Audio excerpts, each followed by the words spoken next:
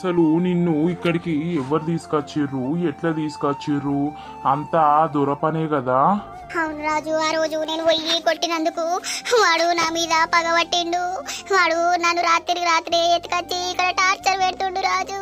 నాకు బతకాలని లేదు, నాకు అంత టెన్షన్ అవుడు, పిచ్చిలేసుడు ఇడా.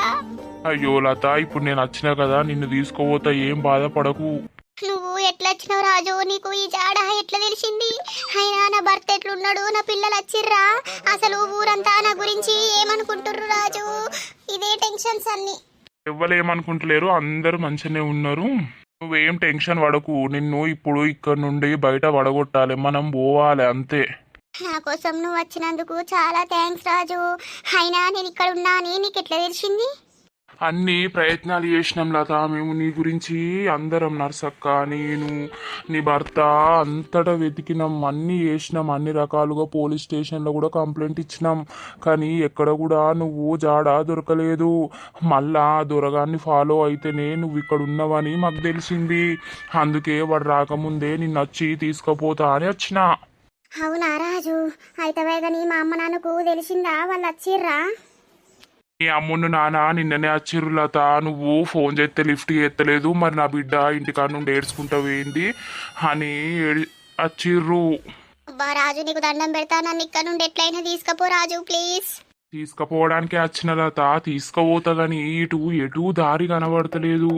నేను ఇల్లు మీద నుండి దూకినా, ఇప్పుడు అట్లా మనము ఎట్లా పోవుడు బయటికి?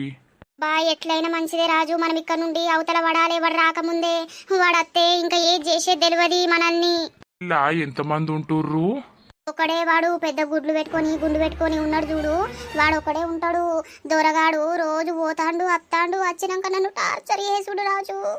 అవునా? బాడుకోవు ఏమన్నాడు నిన్ను? ఊకే నాకు లొంగిపో అని నన్ను గుంజుకపోడు. బెడ్ కాడికి నేను రాను అని గింజుకున్నా కూడా వాడు నన్ను అస్సలు వదిలిపెట్టలేదు రాజు. అయ్యో, నేను నూకి దొబ్బి ఊరికొచ్చి ఈడ కూసున్నా.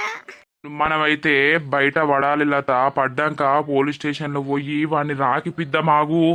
రాజు తొందర పోదాం, వాడు ఎప్పుడు వచ్చేది తెలియదు. సరే దా పోదాం, దా మెల్లగరా. వాడు గుడ్లోడు చూసినా కూడా పెద్ద బాధే అవుతుంది. అరే పదరాజు, అటు ఇటు నా రాజు అయితే వచ్చిండు నన్ను విడిపియడానికి. రాజు ఎట్లయినా మంచిదే, వీని మీద పెద్ద బండి ఎత్తేసిపోదాం. ఈ బాడుకో కూడా నాతోటి విచిత్రంగా మాట్లాడు. మనం ఫస్ట్ మెల్లగా బయట పడాలి, తర్వాత వీళ్ళని ఏం చేసినా సెట్ అవుతుంది.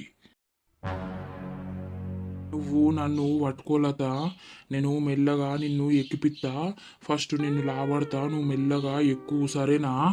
అదే గాని ఎట్లెక్కు